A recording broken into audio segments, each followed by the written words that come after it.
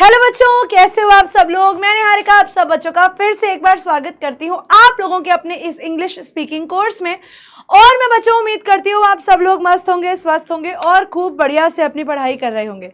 मेरी आप लोगों से उम्मीद है कि आप लोगों को जितने भी टॉपिक्स मैंने अभी तक करा दिए हैं इंक्लूडिंग प्रेपोजिशंस, वो आप लोगों को क्लियर होंगे। भाई मैं ये चीज चाहती हूं कि आप लोग जैसे स्टार्टिंग में मुझे कमेंट सेक्शन के थ्रू बता रहे थे कि आप लोगों को चीजें समझ में आ रही हैं या नहीं आ रही हैं।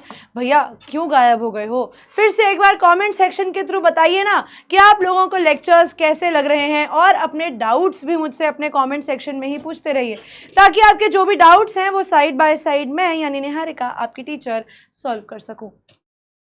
तो भाई हम लोग बढ़ चुके हैं हमारे अगले लेक्चर की ओर, और जैसा आप लोग अपनी स्क्रीन पर देख पा रहे हैं आज हम लोग करने वाले हैं कंजंक्शंस। भाई लास्ट क्लास में मैंने जैसा आप लोगों को बताया था, हम लोगों ने प्रेपोजिशंस को समझ लिया था। प्रेपोजिशंस को करने के बाद आज हमारी बारी आ गई है कि हम लोग कंजंक्शंस के बारे में सीखें। अब मैं आप लोगों को एक बात और बता देना चाहती हूँ कि क्लास का स्केड्यूल कैसे रहने वाला है। कई बच्चों को डाउट था कि मैम क्लास कब कब आती है और क्लास कब कब आएगी। तो बेटा देखिए, आज है थर्सडे, तो आप लोगों को इस वीक एक क्लास यानी आपके वीक 4 में आप लोगों की एक क्लास आई है थर्सडे। एक क्लास आपको मिलेगी बेटा सैटरडे को, और एक क्लास आप लोगों को मिलेगी संडे को। ठीक है, यानी आप लोगों को एक क्लास मिलेगी थर्सडे को, एक क्लास मिलेगी, चलो फ्राइडे कर देते हैं इसको। ठीक है, सैटरडे की जगह इसको फ्राइडे कर देते हैं। तो आपकी एक क्लास आएगी बेटा फ्राइडे को और एक क्लास आएगी आप लोगों की सैटरडे को। यानी अब आने वाले अगले 2 दिन और आप लोगों को आपकी क्लासेस जो हैं वो लगातार मिलती जाएंगी। तो आप लोगों के लिए कोई भी दिक्कत नहीं होगी। ये रहेगा इस वीक का टाइम टेबल। ठीक है, this is going to be the time table for this week, जिसके अंदर आप लोगों की क्लास थर्सडे, फ्राइडे और सैटरडे इन 3 दिनों में आने वाली रहेगी। ठीक है, तो अब इसके बाद कब आएगी क्लास? भाई 8 PM पे आएगी। ठीक है, 8 बज के शाम को 8 बजे आएगी। फिर आपका आएगा बच्चे week 5, that is the last week. ये आप लोगों का लास्ट वीक रहेगा। इस लास्ट वीक के अंदर आप लोगों की क्लास मैं बता देती हूँ पहले ही, ये आएगी मंडे, ये आएगी वेंसडे, ये आएगी फ्राइडे और सैटरडे। कितने बजे आएगी भैया? 8 बजे आप लोगों को ये क्लास मिल जाएगी। 8 PM पर आप लोगों को ये क्लास मिल जाएगी। ठीक है, तो ये रहेगा आप लोगों का वीक 4 का स्केड्यूल, और ये रहेगा last week that is week number 5 का स्केड्यूल, सॉरी। तो हम लोगों का स्पोकन इंग्लिश कोर्स और कितनी क्लासेस? 2 और 6 और 6 क्लासेस के अंदर we will be ending our spoken English course. अब आप लोगों की स्क्रीन पर आप लोग बड़े आराम से अब देख ही पा रहे हैं कि क्लास का स्केड्यूल कैसे है। कई बच्चों को मैंने देखा है डाउट में पूछते हुए कि मैम क्लास कब आती है। तो भाई ये रही क्लास। एक क्लास आप लोगों को आज मिल रही है यानी थर्सडे वाली, फिर एक फ्राइडे को आएगी, एक सैटरडे को आएगी, यानी और अगले कल और परसों भी आप लोगों को क्लासेस देखने को मिल जाएंगी। साथ ही साथ लास्ट हफ्ते में बेटा मंडे से क्लास शुरू हो जाएगी। मंडे होगी, वेंसडे, फ्राइडे और सैटरडे, और कितने बजे होगी? 8 बजे होगी। ठीक है, the class is going to be at 8 PM।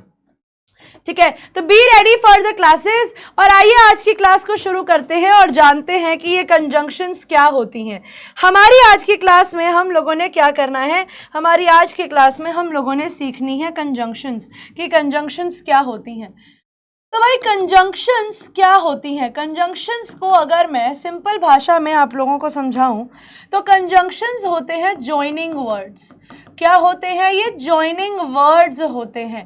ठीक है ना, जॉइनिंग वर्ड्स का मतलब क्या होता है? जॉइनिंग वर्ड्स का मतलब होता है कुछ ऐसे वर्ड्स जो किन्हें जोड़ते हैं। हम लोगों ने अभी तक सेंटेंसेस बनाने सीखे। अब हम लोग क्या करने वाले हैं, क्योंकि अब हम लोग हमारे फाइनल वीक के फाइनल पड़ाव पर हैं, तो हम लोग सेंटेंसेस के साथ सेंटेंसेस जोड़ना भी सीख लेते हैं। अब हम क्या करने वाले हैं? अब आज की क्लास में हम लोग सीखने वाले हैं कि जब मुझे एक ही बात के अंदर 2 वाक्यों का प्रयोग करना हो, जब मुझे एक ही बारी 2 चीज़ों के बारे में बोलना हो, तब मैं कैसे बोलूँगी। ठीक है, मैं क्या करूँगी? मैं तभी एक बात को कैसे बोलूँगी, वही मुझे आप लोगों को समझाना है और सिखाना है। बड़े ध्यान से मेरी बात को सुनिएगा। यहाँ पर बच्चे 2 तरीके की आप लोगों के पास कंजंक्शंस होती हैं। एक जिन्हें हम बोलते हैं कोऑर्डिनेटिंग कंजंक्शंस, एक जिन्हें बोला जाता है कोऑर्डिनेटिंग, और एक होती है सबऑर्डिनेटिंग। एक होती है कोऑर्डिनेटिंग कंजंक्शंस और एक होती है सबऑर्डिनेटिंग कंजंक्शंस। अब आपको इसकी डिटेल में जाने की जरूरत नहीं, क्योंकि कभी जिंदगी में आपसे कोई ये नहीं पूछेगा कि भाई कोऑर्डिनेटिंग कंजंक्शन बता, कभी कोई ये नहीं पूछेगा सबऑर्डिनेटिंग कंजंक्शन बता। आप लोगों को बस ये पता होना चाहिए कि दो तरीके की कंजंक्शंस हमारे वाक्यों में होती हैं, एक कोऑर्डिनेटिंग और एक सबऑर्डिनेटिंग। अब कोऑर्डिनेटिंग समझने के लिए हमारे पास एक ट्रिक होती है जिसका नाम होता है फैन बॉयज। ठीक है, हमारे पास क्या होती है, हमारे पास एक ट्रिक होती है जिसे निमोनिक कहा जाता है। निमोनिक का नाम है फैन बॉयज। ठीक है, FANBOYS, फैन बॉयज। और यहां पर सबऑर्डिनेटिंग करेंगे अभी जब आप लोगों को समझाऊंगी। तो आइए भाई सबसे पहले देख लेते हैं कि ये फैन बॉयज किस चीज की, किस बला का नाम है और ये क्या है। तो बड़ा बड़ा अगर मैं यहां पर फैन बॉयज लिख दूं, फैन बॉयज, फैन बॉयज मैंने बड़ा बड़ा अपनी स्क्रीन पर लिख दिया है ना। ये एक ही वर्ड है फैन बॉयज। अब इसे कैसे समझना है, एफ यहां पर किसके लिए यूज किया जाता है, एफ यहां पर यूज किया जाता है फॉर के लिए। ठीक है, किसके लिए, फॉर के लिए। ए किसके लिए यूज किया जाता है, एंड के लिए। ठीक है, एन किसके लिए यूज किया जाता है, नॉर के लिए, नॉर, NOR, नॉर के लिए। बी यूज किया जाता है बट के लिए। ओ यूज किया जाता है और के लिए। वाई यूज किया जाता है येट के लिए और एस यूज किया जाता है सो के लिए। ठीक है, ये सारी कंजंक्शंस होती हैं बेटा जो हम लोग हमारे वाक्यों में यूज करते हैं। अब इससे पहले कि मैं आपको सिखाऊं कि कौन सी कंजंक्शन का प्रयोग कहाँ किया जाता है, सबसे पहली और महत्वपूर्ण बात आप ये समझ लीजिए कि ये यूज कहाँ पर की जाती हैं। जैसे मैं आप लोगों को एक वाक्य अगर लिख के दूं, मैं अगर आप लोगों को लिख के दूं, जैसे मैंने बोला कि यार आई लाइक बनानाज, किसी ने बोला कि यार मुझे केले अच्छे लगते हैं, आई लाइक बनानाज। और मैंने बोला कि यार I like bananas, I like apples. मैंने बोला कि यार मुझे एप्पल्स भी अच्छे लगते हैं और मुझे बनानास भी अच्छे लगते हैं। अब ये दो अलग अलग सेंटेंसेस हैं। अगर इन दो अलग अलग सेंटेंसेस को मैं जोड़ना चाहती हूं तो मैं क्या करूंगी, I like apples and I like bananas. और अगर मैं इन सेंटेंसेस को जोड़ना चाहती हूं, if I want to combine these sentences, what am I going to do, मैं क्या करूंगी। तो यहां पर बेटा अब मैं देखूंगी, देखो यहां पर भी आई लाइक लिखा है, यहां पर भी आई लाइक लिखा है, यानी ये दोनों चीजें तो कॉमन हो गई। अब भाई मुझे बनानास भी अच्छे लगते हैं और एप्पल्स भी अच्छे लगते हैं, तो भैया आई लाइक बनानास। अब ये इस सेंटेंस के अंदर से एंड इसमें लगा दिया जाएगा, एंड एप्पल्स। अब यहां पर दिमाग में आएगा मैम यहां पर आपने एंड क्यों लगाया, क्योंकि बेटा एंड को अगर मैं हिंदी में बोलूं तो एंड का मतलब हिंदी में होता है और हम और कहाँ लगाते हैं, जब हम दो सेम चीजों की बात करते हैं। दोनों के दोनों फल हैं, दोनों सेम कैटेगरी से आए हैं। दोनों कहाँ से आए हैं भैया, दोनों के दोनों जो हैं, क्योंकि वो सेम कैटेगरी से आए हैं, इसीलिए मैंने क्या किया, इसीलिए इन दोनों के साथ मैंने इसका और का यूज किया।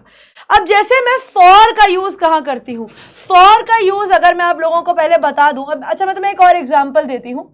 आई एम सिक, मैंने बोला कि मैं बीमार हूं, आई am sick, I am not coming to school.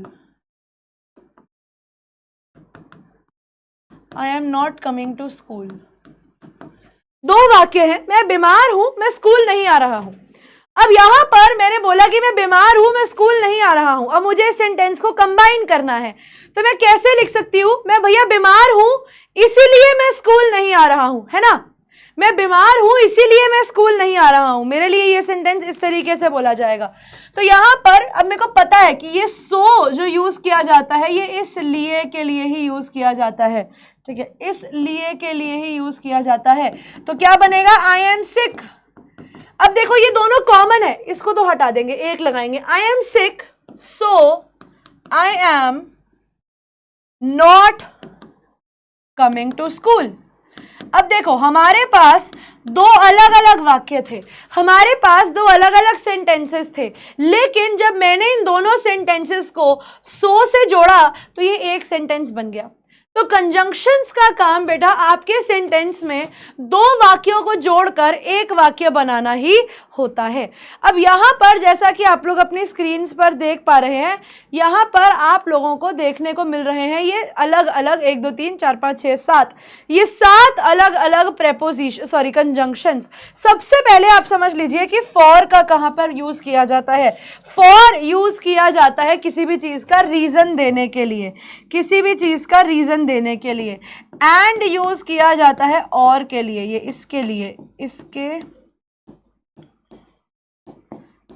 इसके लिए, इसलिए नॉर, ये नहीं के लिए लगता है, लेकिन ये लगता है लेकिन वाले केसेस में, ये लगता है इसके अलावा,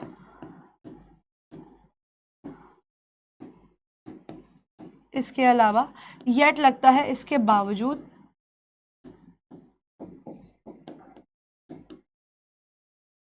और ये लगता है इसलिए। अब एक एक करके मैं आप लोगों को ये सारी की सारी कंजंक्शंस जो है ये समझाती हूं। सबसे पहले सीखेंगे एफ के बारे में, दैट इज फॉर के बारे में। सबसे पहले हम लोग सीखेंगे किसके बारे में, हम लोग सीखेंगे फॉर के बारे में। ठीक है, अब देखो यहां पर ओके, देखो अब मैंने लिखा फॉर, फॉर यानी इसकी वजह से या इसके लिए। अब जैसे इसके अंदर मैं सेंटेंस कैसे बनाऊंगी,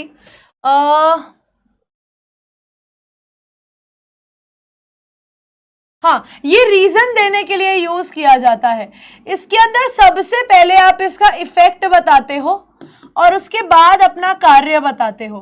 पहले आप इफेक्ट बताते हो और उसके बाद आप अपना कार्य बताते हो। ये कैसे किया जाता है इसको समझो। जैसे मैंने बोला I am ready for school, I am ready to go to school, for I am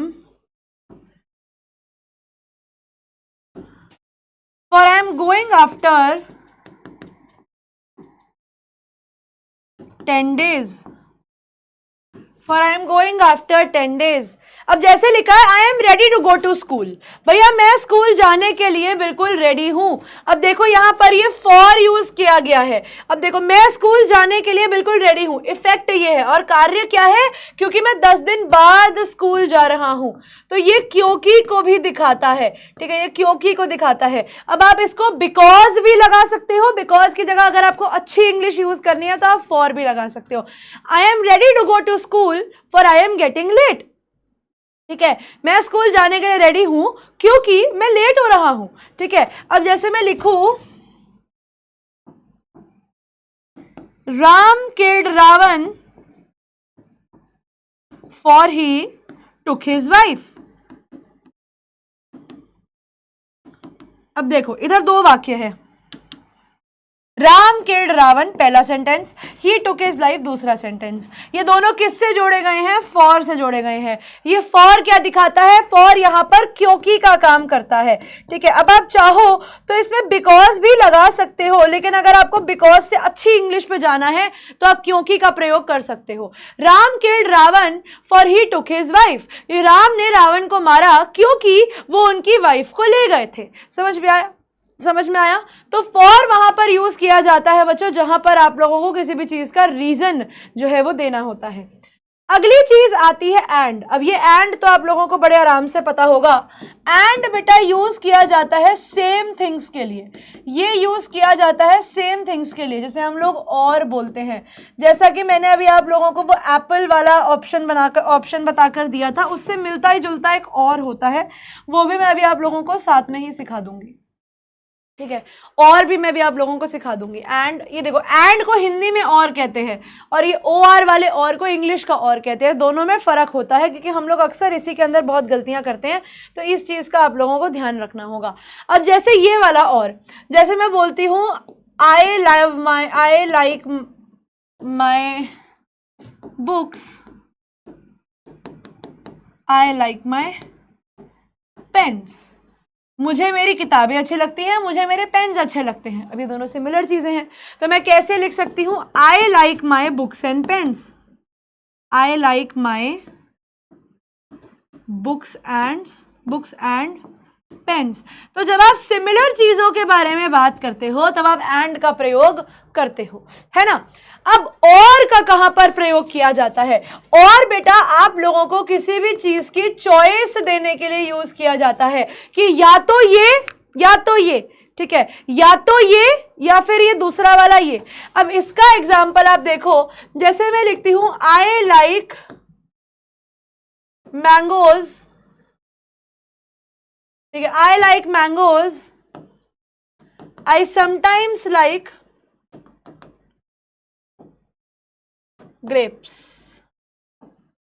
मैंने बोला मुझे मैंगोज अच्छे लगते हैं और कभी कभी ग्रेप्स अच्छे लगते हैं, तो मेरी मम्मी ने आकर मुझसे पूछा कि छोड़, तू सब छोड़, तो मुझे सिंपली ये बता कि तुझे मैंगोज खाने हैं या तुझे ग्रेप्स खाने हैं, है ना। तो जहां पर भी या लग जाता है ना, या, तो वहां पर हम लोग और का प्रयोग लगते हैं। I like mangoes.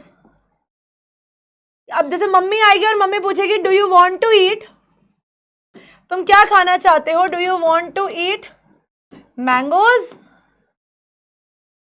और बनाना या ग्रेप्स?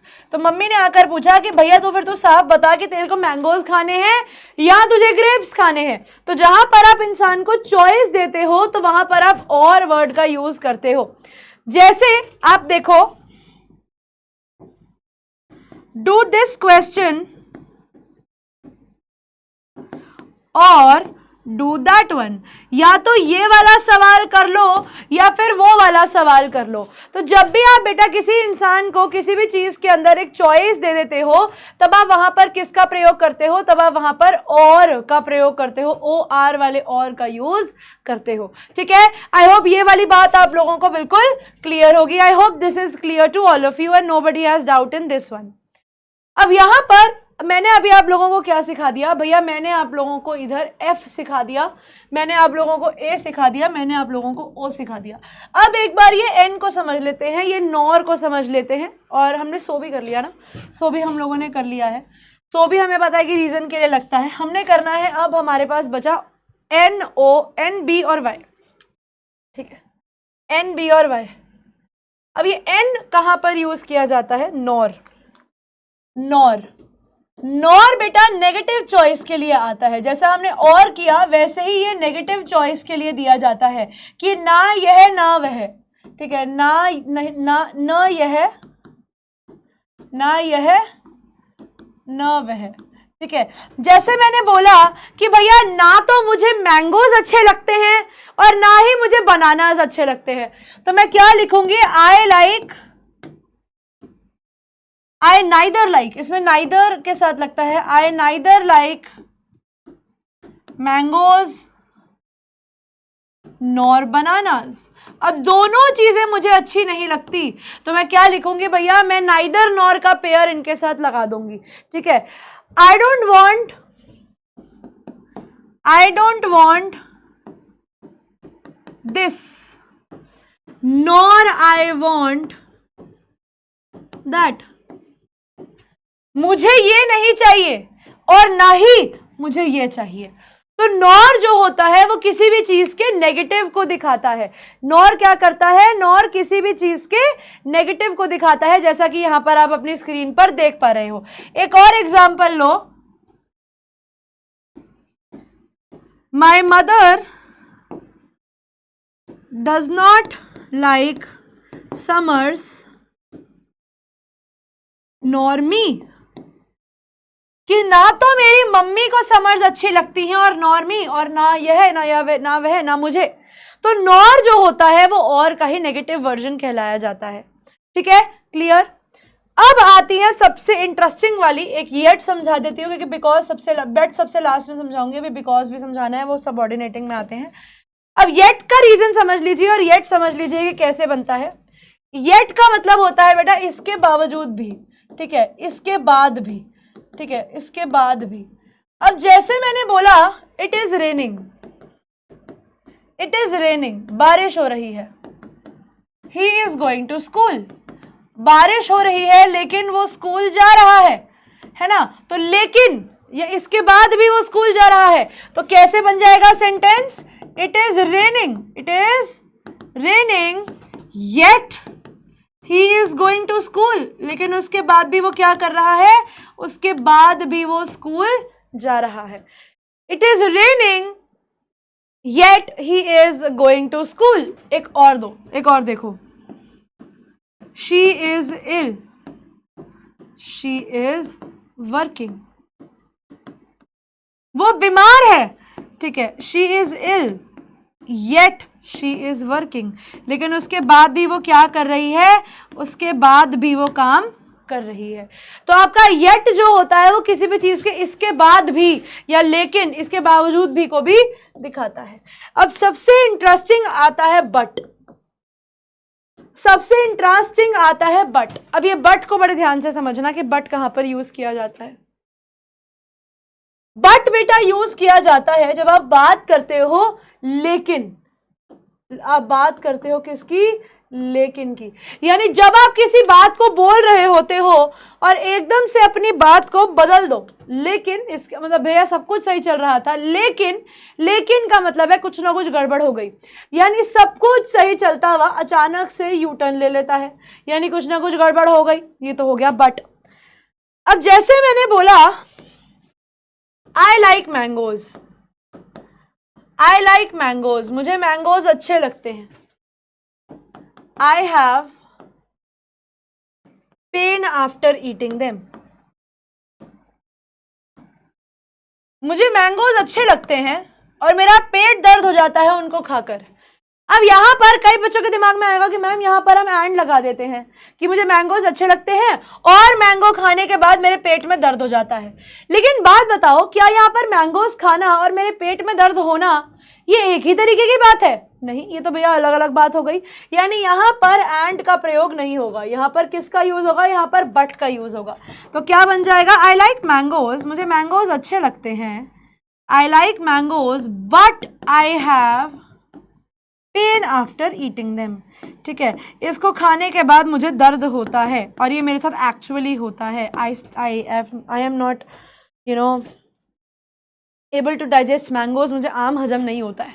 मुझे मैंगोज अच्छे लगते हैं लेकिन मैं आम खा नहीं सकती, ठीक है। He was coming, he is stuck in traffic, वो आ रहा था, ट्रैफिक में फंसा हुआ है, but he is stuck in traffic. तो क्या बना? वो आ रहा था लेकिन अब वो ट्रैफिक में फंसा हुआ है। तो बट जो होता है बेटा वो किसी भी चीज के ऑपोजिट को दिखाने के लिए कि सही चल रहा था लेकिन अचानक से कुछ ऐसा हो गया कि चीजें जो है वो खराब हो गई, ठीक है। क्लियर हुआ?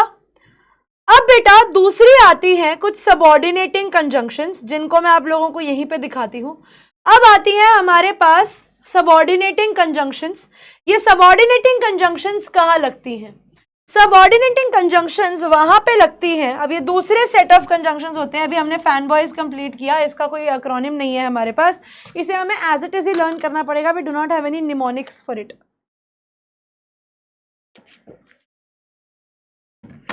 हमारे पास इसके कोई एक्रोनिम्स या निमोनिक्स नहीं है, इसको हमें डायरेक्टली लर्न करना पड़ेगा। समझ लो पहले के सबऑर्डिनेटिंग कंजंक्शंस क्या होते हैं। कंजंक्शंस दो टाइप के होते हैं। हमने जहां पर देखा सेंटेंस प्लस सेंटेंस को जोड़ते हैं। अब ये सबऑर्डिनेटिंग कंजंक्शंस कहाँ किस चीज को जोड़ते हैं, मैं अभी आपको बस एक आसान सिंपल भाषा में समझा रही हूं। मैं ग्रामर की टेक्निकलिटीज में नहीं जा रही, मैं ग्रामर के वर्ड्स यूज नहीं कर रही, मैं सिंपल भाषा में आप लोगों को समझा रही हूं। सबऑर्डिनेटिंग कंजंक्शंस वहां लगती हैं जहां पर आप एक कंप्लीट सेंटेंस को एक इनकम्प्लीट सेंटेंस के साथ जोड़ते हो। वहां पर आप लोग क्या लगाते हो? वहां पर आप सबऑर्डिनेटिंग कंजंक्शंस लगाते हो। जैसे कि मैं आपको एक एग्जांपल दूं बिकॉज का, जैसे कि मैं आप लोगों को एक एग्जांपल दूं बिकॉज का। जैसे बिकॉज का मतलब होता है इसके कारण या क्योंकि, ठीक है, ये हमें पता है। जैसे मैंने बोला I am sick because I ate junk food, ठीक है। I am sick because I ate junk food. अब मैंने बोला आई एम सिक, ये मेरा पहला सेंटेंस। दूसरा कंजंक्शन के साथ काउंट होता है, because I ate junk food. अब because I ate junk food, अब देखो आई एम सिक, मैं बीमार हूं, ये तो मुझे पता है कि पूरी सेंस बना रहा है, पूरा वाक्य है। Because I ate junk food, ये अधूरी सेंस बनाता है, मेरे को पूरी बात समझ में नहीं आती कि भाई ये क्या कहना चाहता है, आई एट जंक फूड तो इसीलिए मैं बीमार हो गया। Because I ate junk food ये आधी सेंस बनाता है, यानी ये क्या हुआ, ये इनकम्प्लीट सेंटेंस हुआ। तो ये वो वाली कंजंक्शंस होती हैं जो दो अधूरे सेंटेंस, एक पूरा और एक अधूरे सेंटेंस को जोड़ती है। सेंटेंस का मतलब हुआ मैं बीमार हूं क्योंकि मैंने बाहर का जंक फूड खा लिया था, ठीक है, क्योंकि मैंने बाहर का जंक फूड खा लिया था। अब यहां से देखेंगे इसका यूजेज। सबसे पहला आता है आफ्टर। आफ्टर का मतलब होता है लेटर इन दैट टाइम, यानी बाद में। और ये अक्सर कहां लगती हैं, ये सेंटेंस की स्टार्टिंग में लगती हैं। After the train left we went home. अब देखो वी वेंट होम पूरा सेंटेंस है, आफ्टर द ट्रेन लेफ्ट ये आधा सेंटेंस है। अब इसको लिखने के दो तरीके थे, we went home after the train had left, या फिर मैं अगर इसको स्टार्टिंग में कर दूं after the train had left comma we left for home, मतलब ट्रेन के जाने के बाद हम वहां से निकल गए, ठीक है। इसको हम लोग ऐसे भी लिख सकते हैं, we went home after the train left. दूसरा आता है ऑल्दो या दो। ऑल्दो और दो, ये ऑल्दो और दो कहां पर यूज किया जाता है, अब इसको समझिए। ऑल्दो यानी in spite of the fact, यानी इसके बावजूद भी, ये वापस से इसके बावजूद भी के लिए लगता है, इसके बावजूद भी, ठीक है। ये भी जनरली ऑल्दो, याद रखना ये तो हमेशा ही सेंटेंस के स्टार्टिंग में आता है।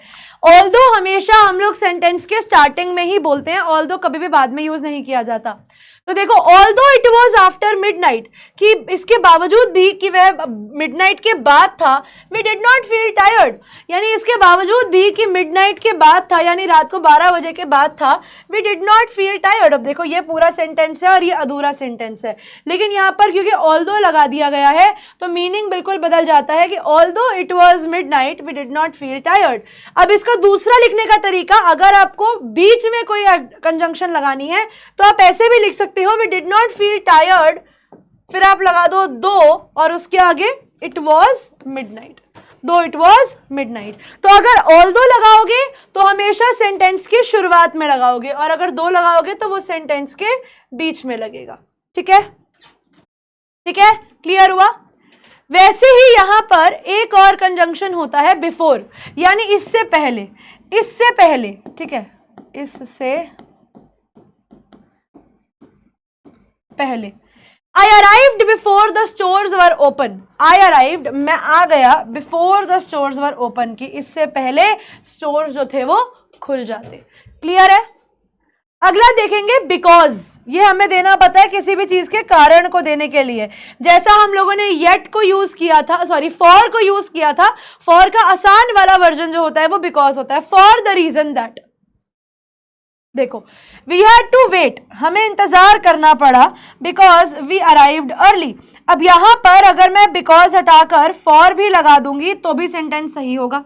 बिकॉज वी अराइव्ड अर्ली, क्योंकि हम लोग जल्दी आ गए थे, for we have arrived early, इसका भी मतलब सेम है कि हम जल्दी आ गए थे, ठीक है। इफ बहुत जरूरी है, इफ बेटा किसी भी रीजन को अगर ऐसा होता तो, इफ कहां पे लगता है, ये अगर को दिखाने के लिए लगता है, ऑन द कंडीशन दैट, शायद अगर ये ऐसा होता तो, इफ शी इज हेयर, अगर वह यहां पर है, वी विल सी हर। और जनरली इफ भी हमेशा स्टार्टिंग के अंदर ही लगता है, इफ भी कहां लगता है, हमेशा स्टार्टिंग के अंदर ही लगता है। इफ शी इज हेयर, अगर वो यहां पर है तो हम उसे देख लेंगे, we will see her. Clear हुआ, क्लियर हुआ, आई होप यहां तक क्लियर है। Now this is the last part. This is the last part जो मैं आप लोगों को बता रही हूँ, the one that we use daily. This is providing या provided that. Providing या provided that. ये होता है इस कारण से, ठीक है, इस कारण से, ये लगता है कि इस कारण से।